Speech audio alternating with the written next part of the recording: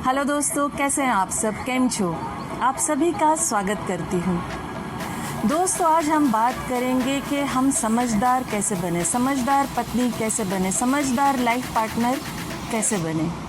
बहुत बार क्या हो जाता है कि बहुत अलग अलग लोग अलग अलग तरीके से बात करते हैं। कुछ लोगों का मानना है कि एज के साथ मैच्योरिटी आती है, कुछ लोग कहते हैं वक्त और हालात सारी चीज़ें सिखा देती हैं। बातें अगर हम दोनों तरीके से समझें तो सही भी है, और अगर हम अपने दिमाग की बात करें तो अलग तरीके से हमारा जो हालात होते हैं, हमारी जो अपब्रिंगिंग होती है, हमें जिस तरीके से बड़ा किया जाता है या हमारे आसपास का जो माहौल होता है, मेरा मानना है कि उससे हम काफ़ी हद तक चीज़ें समझते हैं, सीखते हैं। जो हमारे साथ के रिश्ते हैं, हम जहाँ पर बड़े हो रहे हैं, हमारे मम्मी पापा का रिश्ता ले लीजिए, भाई भाभी का ले लीजिए, या हमारे पड़ोसियों में हम देखते हैं, तो काफ़ी चीज़ें हम आसपास से जो देख के हम उस चीज़ों से सीखते हैं कि नहीं, ये चीज़ ऐसा करने से हमें ये नुकसान होगा, ये करने से हमें ये फ़ायदा होगा।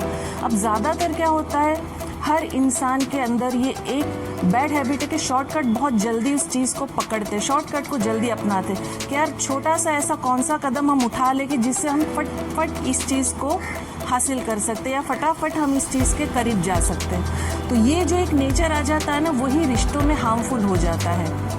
कभी भी जब भी हम कोई रिश्ता निभाते, कोई भी रिश्ते में हम जाते हैं, तो हमें हमारे रिश्ते को निभाने के लिए सबसे पहले ईमानदार होना बहुत ज़्यादा ज़रूरी होता है।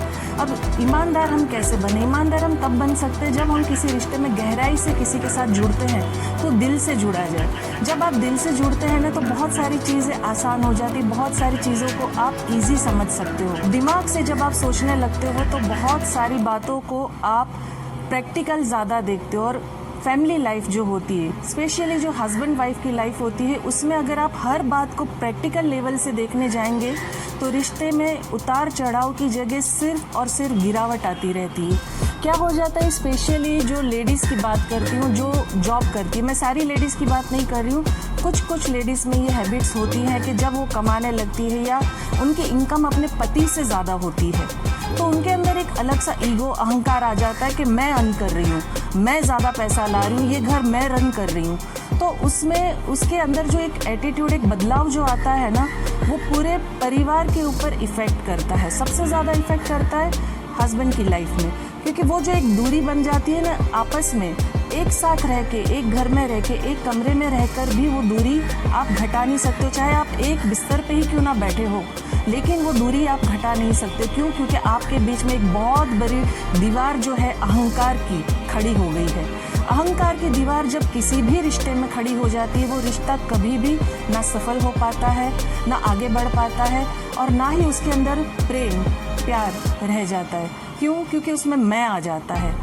तो ये जो कुछ औरतों के अंदर आ जाता है कि मैंने मतलब तुमसे ज़्यादा कमाया है, मैं तुमसे ज़्यादा इनकम लाती हूँ, मैं घर चलाती हूँ, ये एक चीज़ बहुत ख़राब हो जाती है। इसे आप मैच्योरिटी लेवल नहीं कह सकते हो।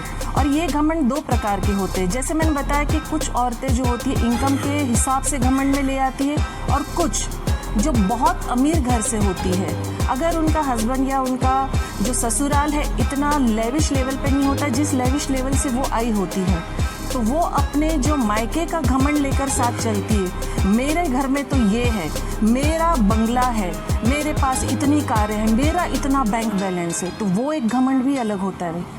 अब इसमें क्या हो जाता है कि आप अपना मायका ससुराल में लेके आ जाती हो और अपने आप को इतना अहम, इतना खास बताती हो कि आप अपने जो जीवन साथी, जो आपके जीवन साथी के साथ जुड़े हुए घर के लोग हैं, उन सबको आप नीचा दिखाने लग जाते हो, और ये दिखाने लग जाते हो कि नहीं आप सुपीरियर हो और बाकी सारी चीज़ें एकदम गई गुजरी है।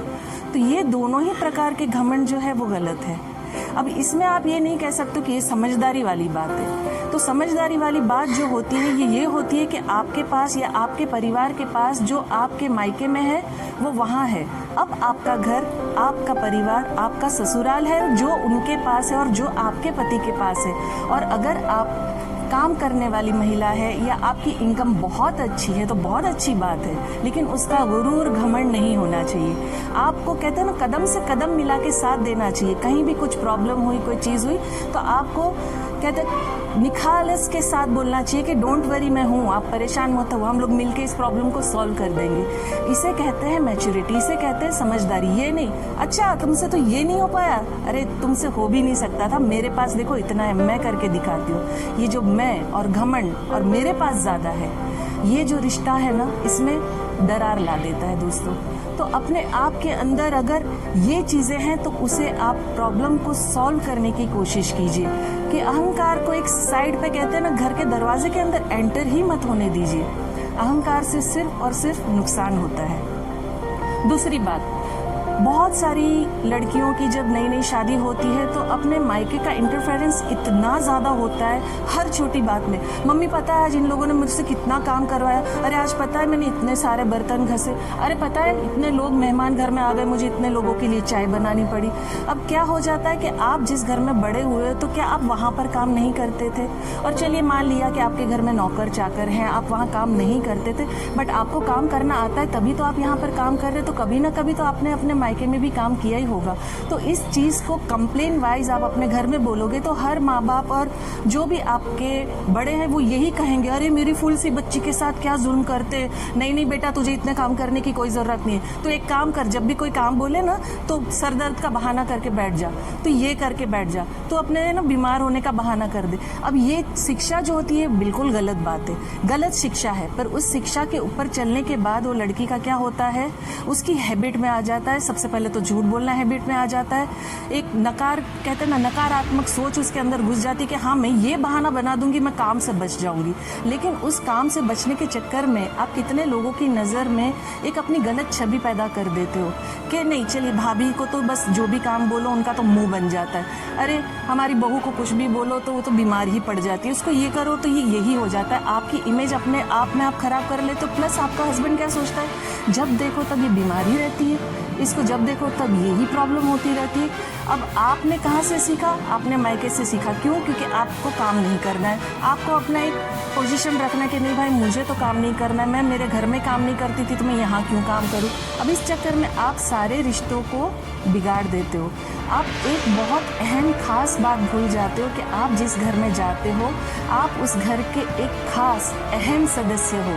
आप मतलब अगर हम दूसरी भाषा में कहें तो लेडीज़ जो होती है ना, जिस घर की वो देखभाल करती है और जिस घर में वो एंटर करती है, एक तरीके से वो गूगल ही हो जाती है। उसको हर चीज़ पता होती है कि घर में कौन सा बर्तन कहाँ है, कौन सी सुई धागा कहाँ रखा है, कौन सा सामान कहाँ पर रखा है। तो हर एक चीज़ का जब उसे नॉलेज होता है तो उसे हर चीज़ को कैसे समेट के प्यार से एक साथ लेके चलना चाहिए, ना कि हर चीज़ को निगलेक्ट करके नहीं मुझे तो ये करना ही नहीं है, मुझे ये काम से मतलब बोरियत हो रही है, मैं इस चीज़ में पढ़ूंगी नहीं, मैं आराम करूंगी, मुझसे ये काम नहीं होगा। ये सारी चीज़ों में आप रिश्तों को तो बिगाड़ ही देंगे, आप अपना शरीर भी बिगाड़ लेंगे दोस्तों।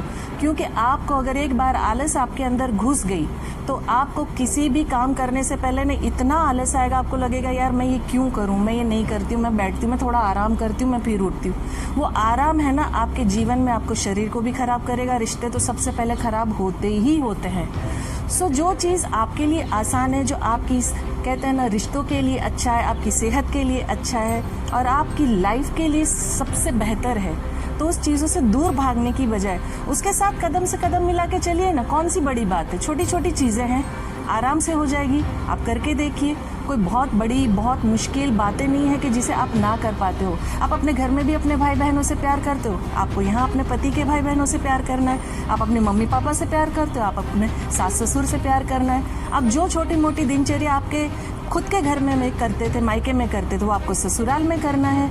वहाँ छोटे बच्चों से आप प्यार करते हैं, यहाँ आपको छोटे बच्चों से प्यार करना है। प्यार वही है, काम वही है, आपका नज़रिया अलग हो जाता है। क्यों? क्योंकि आपको लगता है वो आपका घर था, ये आपका घर नहीं है। जहाँ आप अपना घर नहीं समझते हो ना, वहाँ प्रॉब्लम शुरू हो ही जाती है। आपको हर एक रिश्ते को अपनाना चाहिए। जब तक आप अपनाओगे नहीं तो दूरियां जो है वो बनती ही रहेगी, बढ़ती रहेगी, कभी भी घटेगी नहीं। और सबसे अहम बात, कच्चे कान के मत बनो। अभी कच्चे कान का क्यों नहीं बनना है? कई बार क्या होता है कि जब भी कोई नई रिश्ते के साथ बहू आती है घर में, कोई भी नया रिश्ता बनता है, तो आसपास के लोगों को जो कुछ एक खुराफाती हरकतें होती है कुछ लोगों में, और सिर्फ औरतों में ही नहीं आदमियों में भी होती है, तो कहते हैं ना छोटी सी राय को पहाड़ कैसे बना दिया जाए, उस तरीके से बात को प्रेजेंट करेंगे। वो बात शायद उतनी बड़ी होगी भी नहीं, लेकिन आप कच्चे कान के होंगे तो उस बात पर आप भरोसा कर लेंगे।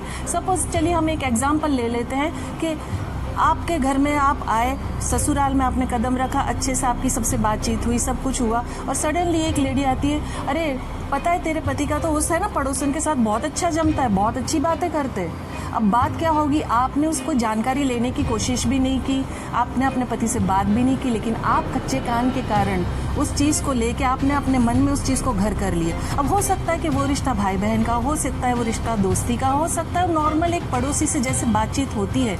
कभी कभी हमारी बातचीत किसी इंसान के साथ बहुत अच्छे से होती है, और उस रिश्ते को नाम देना या गलत नज़रिया रखना भी बहुत, कहते हैं ना, ज़रूरी नहीं होता है। लेकिन ये हो जाता है जब आप आधी अधूरी बात, कहते हैं ना, बहुत बड़े लोग कह चुके हैं कि आधा जो ज्ञान होता है वो जहर के समान होता है। ये इसी प्रकार की बात है कि जो कच्चा कान का इंसान मनुष्य होता है, चाहे वो आदमी हो औरत हो, वो अपने कानों में जहर घोल देता है। अब आपके पास अगर ऐसी कोई आधी अधूरी बात लेके आया है, या आपके कान कुछ बातों को लेके भर दिए हैं, तो आपका फर्ज बनता है कि जिसके प्रति वो बात हुई है, जिसके कारण वो बात आपके कानों में डाली गई है, आप उस व्यक्ति से डायरेक्ट 1 to 1 जाके बात कीजिए कि देखिए ये बात ये इंसान कर रहा था, तो ये क्या बात है, एक्चुअली क्या था। तो वो आपको सही बात बताएंगे, और सही बात को जानने के बाद आप कोई चीज़ को समझ के उस बात पर फैसले पर आइए। डायरेक्ट ही किसी ने बोल दिया और कच्चे कान के व्यक्ति बन के आपने अपने रिश्ते में खटास पैदा कर दी, तो ये बहुत गलत बात हो जाती है दोस्तों। तो जैसे मैंने सबसे पहले कहा कि अहंकार की दीवार को तोड़िए, और दूसरा आपसे कहा कि अपना परिवार समझ के चलिए, आप अपने परिवार के महत्वपूर्ण किरदार हो उस चीज़ को, और कच्चे कान के बिल्कुल भी मत बनिए दोस्तों। कच्चा कान हमेशा हर रिश्ते के लिए हानिकारक, खतरनाक, भयानक रिजल्ट लाने वाला होता है। और हमेशा दोस्तों, हमेशा मुस्कुराकर हर चीज़ का सामना कीजिए, और हर चीज़ को मुस्कुराकर एक्सेप्ट कीजिए। मुस्कुराहट आपकी एक ऐसी कमाल की जादू की चीज़ है ना, कि अगर कोई ख़तरनाक चीज़ आपके घर में, मतलब समझिए झगड़ा हो रहा है, कोई बहस हो रही है, या आपको किसी चीज़ से निगलेक्ट किया जा रहा है, नीचे दिखाया जा रहा है, आप प्यार से एक प्यारी सी मुस्कान दे देंगे ना, सामने वाले का आधा गुस्सा तो वहीं ख़त्म हो जाएगा, और फिर वो सामने से खुद आके आपसे बात करेंगे कि यार इतना ज़्यादा, मतलब ये सारी प्रॉब्लम चल रही थी, सारी बातें हो रही थी, फिर भी तेरे चेहरे पे शिकन ही नहीं, तुझे मतलब तकलीफ नहीं हुई, तुझे बुरा नहीं लगा। 100% बुरा लगता है, मुझे भी लगता है, लेकिन क्या होता है कि अगर हम उस चीज़ में से निकलना चाहते हैं तो किसी एक को तो पहल करनी होगी, किसी एक को तो पहला कदम आगे बढ़ाना होगा, तो वो कदम आपका होगा। तो आप एज वाइज नहीं, एक रिश्ते में एक बड़ापन आ जाएगा, आप रिश्ते में एक बड़े बन जाओगे। तो हमेशा मुस्कुराते रहिए, और हर चीज़ को ईजी लीजिए, आसानी से उस चीज़ को जाने दीजिए। किसी भी चीज़ को इतना हैवी मत बना दीजिए, इतना भारी मत बना दीजिए जो आपके रिश्ते के ऊपर भारी पड़ जाए। तो दोस्तों, जो बातें बड़े फैसले लेने, बड़े कहते हैं ना चीज़ों को समझना, या बड़ा कोई काम कर देना, वो मैच्योरिटी लेवल नहीं होता है। छोटी छोटी बातों का ध्यान रखना, छोटे छोटे काम कर जाना, इसे समझदारी कहा जाता है। इसे समझदारी के साथ कदम बढ़ाना कहा जाता है, और इसे समझदार पत्नी कहा जाता है, समझदार रिश्ता निभाने वाला कहा जा सकता है। चाहे वो लेडीज़ हो, जेंट्स हो, कोई भी प्रकार का रिश्ता हो, स्पेशली जो हस्बैंड वाइफ का रिश्ता है, उसमें इस समझदारी का होना बहुत ज़्यादा ज़रूरी है। अहंकार कभी नहीं आना चाहिए, प्यार हमेशा बना रहना चाहिए, कच्चे कान के कभी नहीं होना चाहिए, मायके का इंटरफेरेंस बिल्कुल भी नहीं लेना चाहिए। प्यार सबसे करो, सुनो सबकी, लेकिन जो आपके रिश्ते के लिए अच्छा है, जो आपके लिए अच्छा है, और जो आप हस्बैंड वाइफ को यूनिटी बना के रखता है, उस चीज़ को कभी भी तोड़ो मत, किसी की सुनो मत, अपने रिश्ते को और आगे लेके जाओ, खुश रहो। हमेशा अपने आप को, कहते हैं ना, जो प्रायोरिटी लेवल होता है, हस्बैंड वाइफ ही लाइफ टाइम साथ में रहते हैं दोस्तों। हर एक रिश्ता एक समय के बाद धीरे धीरे कहीं ना कहीं अलग अलग तरीके से छूटता ही जाता है। सो अपने रिश्ते की इज्जत खुद करिए, आसपास के आपके लोग खुद उस रिश्ते की इज्जत करेंगे अगर आप उस रिश्ते की इज्जत करेंगे। और जैसे मैं हमेशा कहती हूँ कि मैं दिल से चाहती हूँ आप खुश रहें, अपनों को खुश रखें, और हमेशा मुस्कुराते रहें। आपको मेरी बात अच्छी लगी, पसंद आई, तो प्लीज़ लाइक, कमेंट और शेयर ज़रूर कीजिएगा। इसके अलावा मेरी बहुत सारी वीडियो हैं रिश्तों को लेकर, और कुछ मोबाइल यूज़ ना करने के ऊपर, कुछ काम के ऊपर, कुछ लक्ष्य के ऊपर, हर तरीके के सब्जेक्ट पे अलग अलग बातें मैंने कही हैं। जो भी आपको पसंद आए आप देखिए, उसे शेयर कीजिए। और अगर आप कुछ सुनना चाहते हैं या आपकी कोई फरमाइश है तो कमेंट बॉक्स में आप लिख दीजिए, मैं आपके लिए वो वीडियो ज़रूर बनाऊँगी। Thank you very much.